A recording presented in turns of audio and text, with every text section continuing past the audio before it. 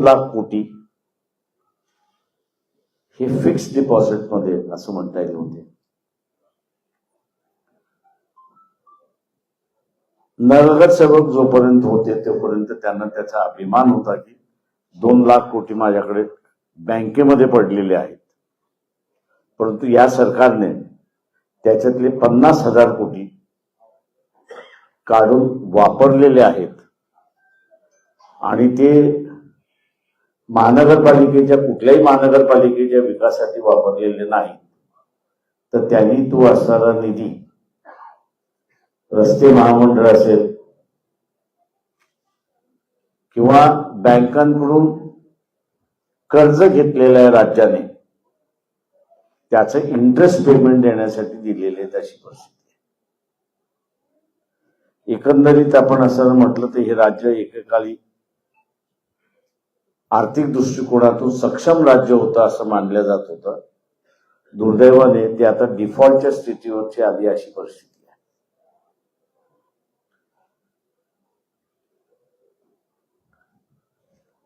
आम्हा सगळ्यांना इथे असताना भीती आहे की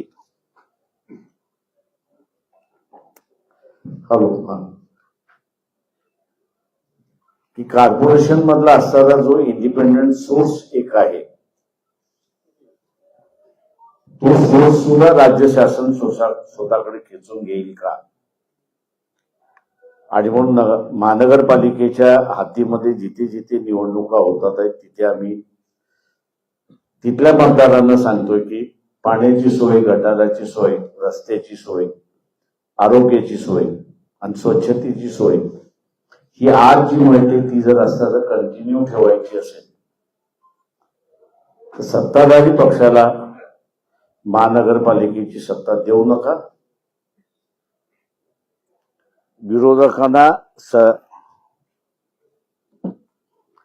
विरोधकांना आपण असताना महानगरपालिकेची सत्ता द्या म्हणजे नागरिक सुविधा तरी मिळत राहतील.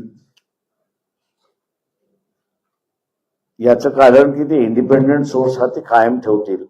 सत्ताधाऱ्यांकडे ह्या महानगरपालिका गेल्या तर 2-1 वर्षानंतर या महानगरपालिकेचे हे जे सुविधा देणारे सेंटर्स जे आहेत तेही बंद होतील अशी परिस्थिती आहे. एकंदरीत गंभीर परिस्थिती असं मी त्या ठिकाणी मानतोय. आणि याच गंभीर परिस्थितीचा आम्ही असताना इलेक्शन मधला प्रचार आणि प्रसार करतोय. लोकांनी आम्हाला साथ द्यावी हे आवाहन आपल्या माध्यमातून आम्ही करतो. आपण आता विचार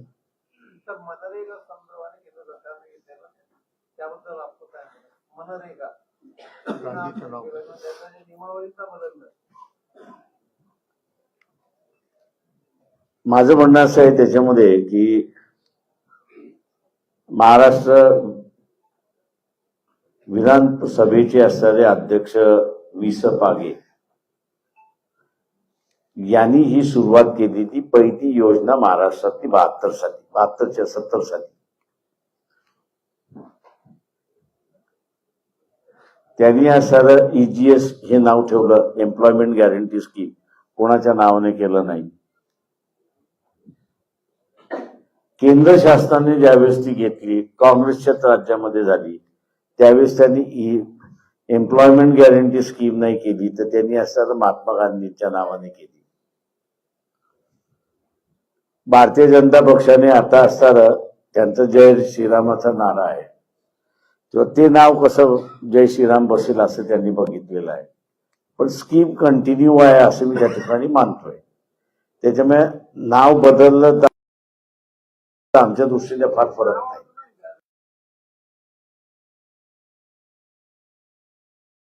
पहिलं 90% निधी देत होतं केंद्र सरकार, आता 40% शासनाला द्यायचं आहे. पहिलं 10% शासन देत होतं. त्याच्यामुळे कमीत कमी 4 ते 6 हजार कोटी रुपयाचा दरवर्षी खर्च वाढतो. माझं म्हणणं असं आहे की महाराष्ट्र शासनाला EGSचा निधी खर्च करावा लागत नाही. तुम्ही आणि मी जो प्रोफेशनल टॅक्स महाराष्ट्राचा EGSला जातो त्याच्यामुळे रेग्युलर टॅक्सेशनच्या पद्धतीने नाही. मी असं म्हणेन की 40% त्यांनी जे म्हटलेलं आहे याच्यापेक्षा महाराष्ट्राची योजना जशीच्या तशी केंद्र शासनाने बीजेपीने कॉपी केली तर प्रत्येक राज्यामध्ये जो सेल्फ एम्प्लॉईड आहे किंवा एम्प्लॉईड आहे त्याला मी एम्प्लॉईड आहे म्हणून कॉन्ट्रीब्युशन द्यावं लागतं. कशासाठी? तर अनएम्प्लॉईड आहे त्याला असणारा भत्ता मिळावा म्हणून. ती जर केली तर माझ्या अंदाजाने केंद्र शासन जे घाबरते की आमच्यावरती असणारा बोजा येईल तो कदाचित येणार नाही. केंद्रावर नाही सरकार, राज्य शासनावर येते. नाही नाही नाही आज ऐकून घ्या. आता मी असताना ऐकून घ्या की रिझर्व्ह बँकेचा रिपोर्ट महाराष्ट्राचा जर ईजीएसचा जर आपण बघितला तर गेली 10 वर्षामध्ये तो खर्चच झाला नाही. केंद्र शासनाचं जे काही कॉन्ट्रीब्युशन येत होतं ऍडिशन करा आणि डबल करा रोजगार, पण तो रोजगार डबल झाला तर मग शेतीमधला रोजगार याच्यावरती परिणाम होतो म्हणून तो असताना शासनाने अंमल केला नाही. प्रत्येक गोष्ट आपण असताना प्रत्येक गोष्ट ही जी आहे ही केंद्र शासनावरती राज्य शासनाने अवलंब करावं. त्यांनी महाराष्ट्रासारखा स्वावलंबी का होऊ नये. सर, नांदेड मनपाची निवडणूक वंचित स्वतंत्र लढणार आहे, आघाडीत लढणार आहे, काय प्लॅन? 30 तारखेला कळेल आपल्याला.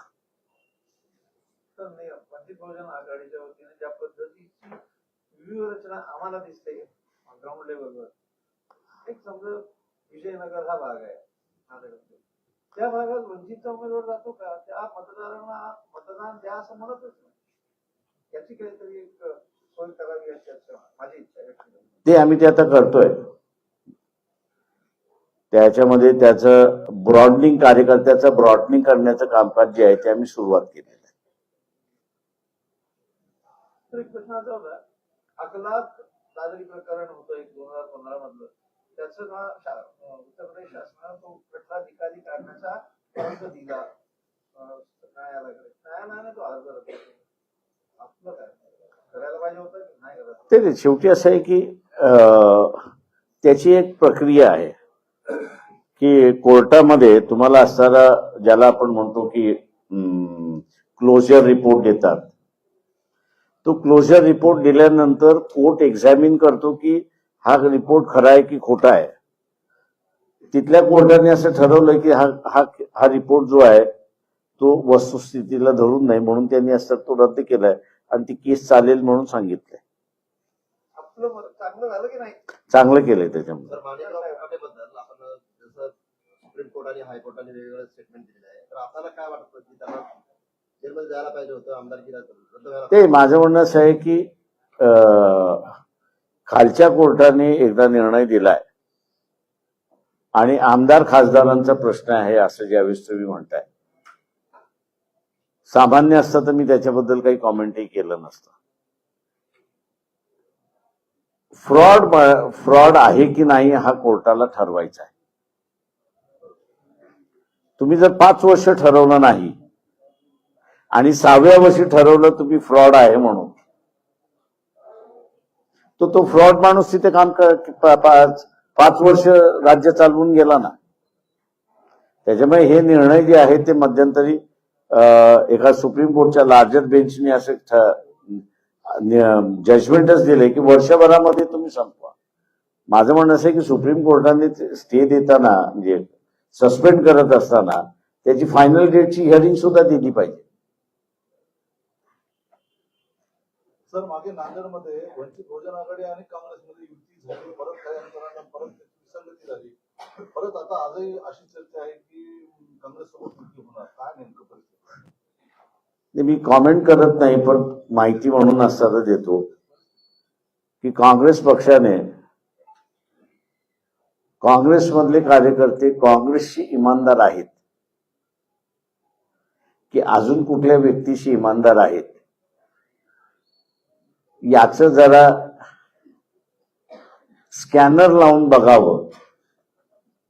म्हणजे मग असे प्रकरण होणार नाही. म्हणजे खासदार उपस्थित असताना त्या ठिकाणी आणि जाहीर तेच करतात की आपण अशा पद्धतीने जाऊ आणि नंतर आपल्याला दिसतंय की काँग्रेसमधले काही जण येतात आणि आमचं असं काही घडलंच नाही किंवा घडण्याची आमची इच्छा नाही असं व्यक्त करून खो घालतात. त्याच्यामुळे काँग्रेसला बऱ्याच गोष्टी शिकाव्या लागतील असं माझं म्हणणं आहे. MIM सोबत युती शक्य आहे का? MIM सोबत युती नांदेड लेवलवर शक्य आहे का? नाही, MIM बरोबर नाही. सर आता ग्राउंड लेवलवर हाच प्रश्न कंटिन्यू करतो. ग्राउंड लेवलवर आता आम्ही जो पाहतो की काँग्रेसची परिस्थिती आता निव्वळ 0% म्हणजे 10% आली आहे 0 म्हणण्यापेक्षा. पण अशा परिस्थितीमध्ये वंचितने त्यांच्यासोबत हात मिळवले आहे. ते एक असं लक्षात घेतलं पाहिजे की आम्ही विरोधक कोणाला बघतोय ते इथला असणारा RSS BJPला विरोधक बघतोय. RSS BJPची सध्याची आयडिओलॉजी काही आहे तर राजकीय पक्ष संपवणं आणि चायना मॉडेल आणणं अशी असणारी परिस्थिती आहे. म्हणजे वन पार्टी रूल. अशा याच्यामध्ये आम्ही असं ठरवलंय की याला जर थांबवायचं असेल तर मग इथे राजकीय पक्ष हे टिकले पाहिजेत, त्यांची ताकद राहिली पाहिजे. आणि म्हणून मागच्या नगरपालिकेच्या निवडणुकीमध्ये आम्ही असा निर्णय म्हणजे त्यावेळेस निर्णय असा घेतला की राज्यभर कुठलाही पक्ष अस्तित्वात नाही. तेव्हा जिथे जिथे नगरपालिकेमध्ये BJP सोडून ज्यांच्या बरोबर युती होईल त्यांच्या बरोबर आपण असं युती करावी जेणेकरून तेही टिकतील आणि आम्ही टिकू. मुंबई महापालिकेसंदर्भात ठाकरे बंधूंकडून वंचित बहुजन आघाडीकडे काही प्रस्ताव आलेले आहे काही महापालिकेसंदर्भात? कार्यकर्त्यांशी त्यांची बोलणी चालली. साहेब आपण नगरपालिकेमध्ये जर युती केली असती काँग्रेससोबत तर आपल्या जागा आल्या असत्या बऱ्याच.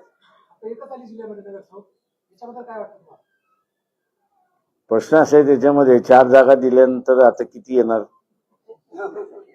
तुम्हीच पेपरामध्ये टाकलं ना की बाबा 4च जागा देतात ते.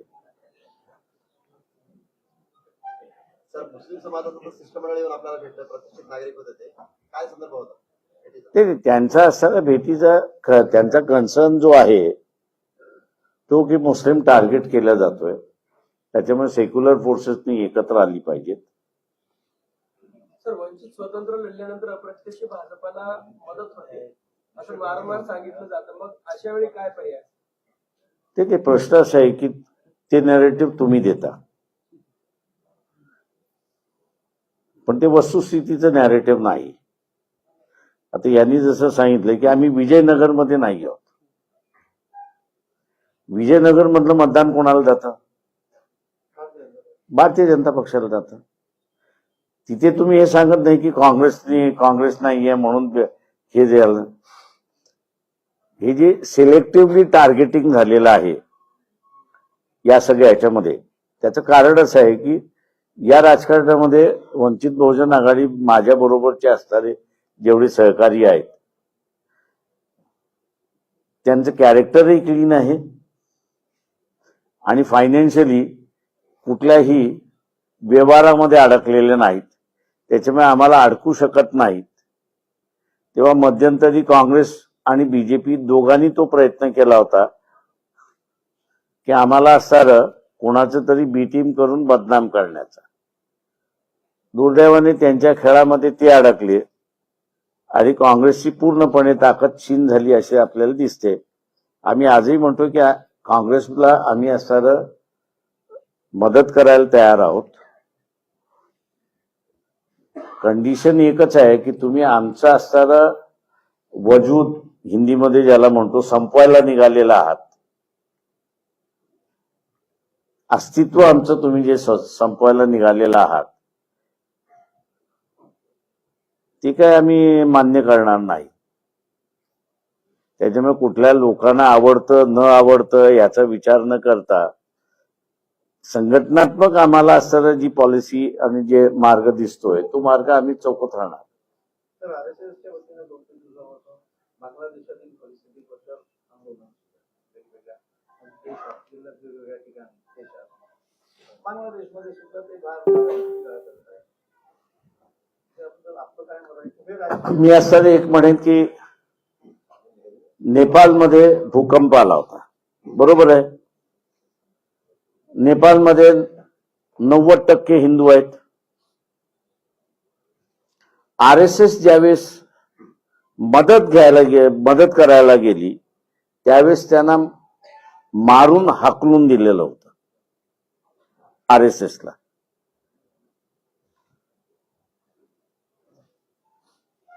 मुळात माझं म्हणणं असं आहे त्याच्यामध्ये की एक हिंदू देश राज्य एका हिंदू संघटनेला बाहेर पाडतो त्यावेळेस दोष कोणाचा?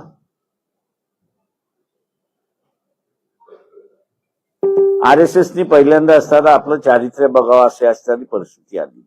एक यात प्रश्न राहिला दुसरा प्रश्न त्याच्यामध्ये की बांगलादेशमध्ये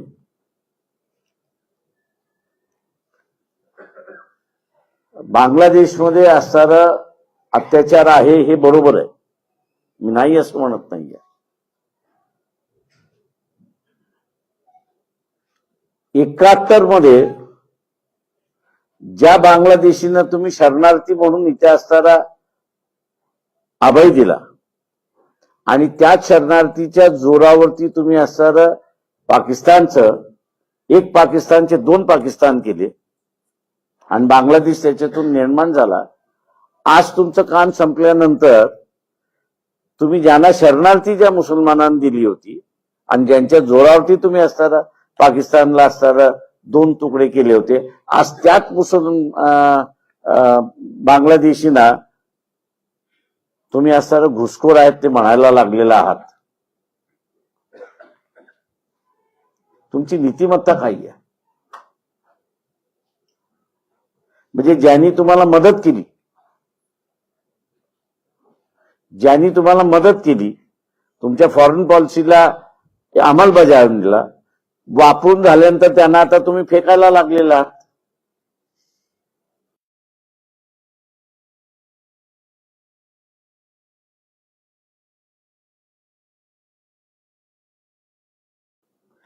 ती रिॲक्शन आहे.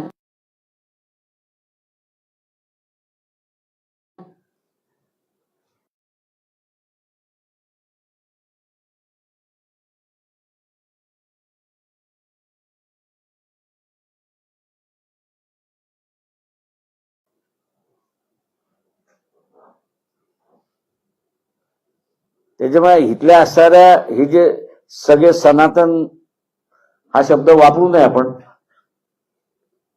पण सनातन हिंदू हा जो आहे त्यांनी असणारा या सगळ्या गोष्टींवरती असणारा विचार केला पाहिजे ही मागच्या 50 वर्षामध्ये हे गुडविल का गेलं आणि तोच बांगलादेशी माणूस हा अँटी इंडिया झालाय. आपण कुठे चुकलो याचा आपण याच प्रश्नाला अनुसरून माझा एक प्रश्न आहे की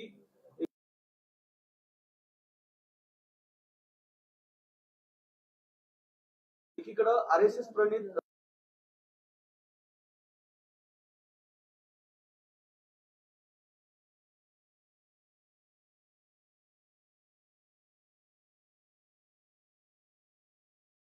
सरकार हे देशात आहे आणि शेख हसीना यांना या ठिकाणी आश्रय दिलेला आहे, तर दुसरीकडे RSS कडून आंदोलन केलं जाते. सरकारच्या या भूमिका तुम्ही कसं पाहता? एक लक्षात घ्या, शेख हसीना ही कुठल्या कुटुंबातली की भारताने मदत केली, त्यांनी ती मदत स्वीकारली आणि बांगलादेश निर्माण झाला. बांगलादेश निर्माण झाल्यानंतर तिथे खूप झालं. बांगलादेश मुजीबुर रहमान यांच्या असणाऱ्या कुटुंबाला मारून टाकण्यात आलं आणि खलिदा बेगम तिथे असणाऱ्या निवडून त्यांचे यजमान जे आहेत ते तिथे सत्तेवरती आले आणि त्यांचं असणारं राज्य आहे. व्हेरी क्लिअर कट तुम्हाला दिसत असताना की खलिदा बेगम बरोबर असणारा जो मास आहे हा अँटी इंडिया आहे. कमी संख्येने असेल तो, पण त्यांनी काळांतरामध्ये तो मेजॉरिटीमध्ये कन्वर्ट केला. तुम्ही असणारा मुजीबुर रहमान यांचं असणारं इमेज जे आहे ते बांगलादेशी लोकांमध्ये राहिलं पाहिजे याच्यासाठी तुम्ही काय केलं? तर इथे आपण बघितलं तर आम्ही असणारा अँटी बांगलादेशी भूमिका घेऊन भारतामध्ये बसलो होतो. महापालिका निवडणुकीमध्ये किती आपण उभे करणार उमेदवार? जेवढे झाली युती तर ते युतीचा धर्म पाळू. युती झाली नाही तर जेवढे मॅक्सिमम उभं करता येईल तेवढे मॅक्सिमम उभे करू आम्ही. काँग्रेस पक्ष आपल्यासोबत युती करते पण जागा देत नाही हे करते मग आपण काँग्रेससोबत बार युती कसं काय? असे आशावादी राहणं हे माणसाचं आयुष्य असलं पाहिजे असं मानतो. SIR बाबत आपली भूमिका काय? लाखो आणि करोडों मतदार या निवडणूक नाव कमी करायले. नांदेड़ मुझे एक बताओ, तुम्हारे नांदेड़ में कितने नाम कम हुए? सर हजारों की संख्या में कम हुए। मुझे लिस्ट बताओ. अभी नहीं हुआ लागू। आप शुरू ऐसा है कि आप राहुल गांधी के प्रचार में मत फंसो. बिहार में उन्होंने कहा कि 16 लाख 36 लाख. बिहार के अभी चुनाव हुए, किसी एक बिहारी ने यह कहा कि मेरा नाम कट गया है. उनकी टेक्निक, नाम निकालने की टेक्निक नहीं है उनकी. ये वोट चोरी का जो मामला है ना, ये गुमराह करने का मामला है. असली मामले को हाथ नहीं डालना है. टेक्निक क्या है सर? हाँ, टेक्निक क्या है? अंदर का आदमी है. आज तुम किसी भी पोलिंग स्टेशन में अधिकारी जो है ना, उससे खाली हमारा नाम ले लो. बोले यार उसको बोलो कि हमारे पीछे मत लगो. ये अगर उसकी जबान नहीं रही तो देखो, सबसे बड़ा कलाकार तो वही है, वही बीजेपी को जिता रहा है. इल्फिंटस फाईल संदर्भात जे चव्हाण आहेत त्यांनी वक्तव्य केले की येत्या कालावधीमध्ये देशाचा प्रधानमंत्री हा मराठी माणूस असू शकतो. त्यांनी ती फाईल बाहेर काढावी एवढीच फक्त माझी त्यांना विनंती आहे. स्थानिक स्वराज्य अफोर्डेबिलिटी नहीं आपने लोग जो परिणाम आए पिछले दिनों में, इसमें ये देखा गया कि जो पार्टी सत्ता में थी वो लोग एक दूसरे के खिलाफ भी लड़ने के बाद भी जीते और जहाँ पे मिलकर लड़े वहां पे भी जीते. टॉप 3 में यही लोग हैं. तो विकल्प क्यों नहीं बन पा रहा सर इनके खिलाफ? पब्लिक में नेरेटिव क्यों नहीं क्रिएट हो पा रहा? अपोजिशन पार्टी जो है अपना मौका सही ढंग से नहीं निभा पा रही है. ऐसा है, तुम अगर गलत इश्यू को लेके जाएंगे, जैसे मैंने कहा राहुल गांधी का जो है, मैंने 4 बार खरगे को लेटर लिखा कि मैं जो उठा रहा हूं उसके साथ में तुम जुड़ो. अगर आप नहीं जुड़ते हो तो ये मुझे वैसे ही रगड़ देंगे. वो हाई कोर्ट ने भी रगड़ दिया और सुप्रीम कोर्ट ने भी रगड़ दिया, क्योंकि उनको पता है कि ये लड़ेगा तो यहीं लड़ेगा, दिल्ली नहीं लड़ सकता.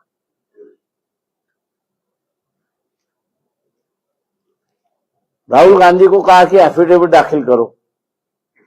उसने एफिडेविट दाखिल करना चाहिए कि ये 10 कॉन्स्टिट्यूंसीज है जिसमें से ये नाम चले गए हैं. उन्होंने नाम निकाले नहीं है, सिर्फ यहां की बस्ती उठा के वहां पे डाल दिए.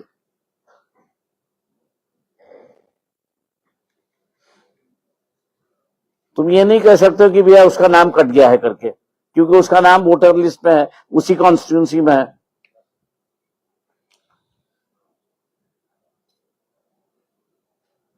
आज भी मैं कह रहा हूं कि बिहार के चुनाव के अंदर अगर आरजेडी और कांग्रेस ढूंढना चाहते हैं क्या है तो मैं उनको रास्ता बताऊंगा. इंटरव्यू में भी कहा था सर कि पश्चिम बंगाल तेलंगाना मैंने आज भी मैंने कह रहा हूं कि तमिलनाडु और वेस्ट बंगाल ये दोनों मेरे साथ में बैठे, बैलेट पे वोटिंग कैसे कर ले आना है ये भी उनको बता दूंगा. तो मेरी पूछने का तरीका कुछ आपको पसंद आया तो नाराज मत होना. नहीं ना, मैं ये चाहता हूँ कि आप खुद क्यों नहीं बता, आप खुद ही बता दो. वो आपका- बता के करो. सवाल ऐसा है कि मैंने अगर बता दिया, बताने में मुझे कोई हर्ज नहीं है, लेकिन सामने वाला उस रास्ते को बंद कर देगा. मैं यही कह रहा हूं कि भी आप डरते क्यों हो? स्टालिन को भी मैंने मैसेज भेजा और ममता बनर्जी को मैसेज भेजा कि मुझे मिलना है। एक बार नहीं 10 बार भेजे। रशिया होगा सर कुछ इनके बाद हिंदुस्तान। उससे बहुत खराब होगा।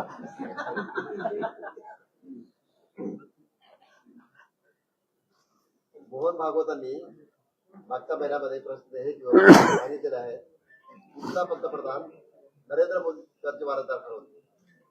नरेंद्र मोदीचे वारसदार मोदीच ठरवतील. मोहन भागवतांचं स्टेटमेंट. नाही, मी बोललो की त्यांना फार लागतं. सर, परिस्थिती अशी आहे आज, बाळासाहेब आंबेडकर मत बोलतात, बाळासाहेब आंबेडकर विचार मांडतात आणि ते विचाराला कुठेही क्रॉसिंग नाही, म्हणजे त्या विचाराला दुमत नाही असे मानतात. परंतु हे लोक जे तुझ्यासोबत आहेत आजपर्यंत होते किंवा आताही आहेत, हे लोक म्हणावं तेवढा पाठिंबा का देत नाहीत? त्या आता मी तुम्हाला विचारतो, समजा तुम्ही बेरोजगार आहात, मी तुम्हाला सांगितलं ही नोकरी आहे पण ह्या कंडिशन आहेत, तुम्ही ती नोकरी स्वीकारणार की न स्वीकारणार? कंडिशन मान्य करून स्वीकार झालं, मजबुरी आहे. मजबुरी आहे. तशी ह्या राजकीय नेत्यांची मजबुरी आहे. तिहार की स्वार्थ. याच्यामुळे दोन्ही परिस्थिती ठाकरे बिघडत एकत्र चालली. राहतील का? ठाकरे बंधू एकत्र झाले, हा, एकत्र पुढे राहतील. राहावेत अशी माझी इच्छा आहे. साहेब एक प्रश्न आहे. नांदेड जिल्ह्यात गेल्या 3 वर्षामध्ये जवळपास 479 अॅट्रॉसिटीचे प्रकरण झाले, त्यात 15 जणांची हत्या झाली. सक्षम ताटेच्या हत्या झाल्यानंतर एकाही राजकीय पुढाऱ्यांनी त्या ठिकाणी त्यांच्या कुटुंबात भेट दिली नाही. आज आपण भेट देणार आहात का? नाही, आज मला येऊन पक्षाच्या वतीने भेटून गेलो होतो. जी कारवाई करायची आहे ती कारवाई सुरू करतोय तिथे, आणि त्यांना जी मदत द्यायची ती मदत एक्सटेंड केल्या जाते. पण आपल्याच पक्षाच्या काही लोकांमध्ये भांडण झालं, त्याच्यात सुद्धा एक अॅट्रॉसिटी झाली. आहेत.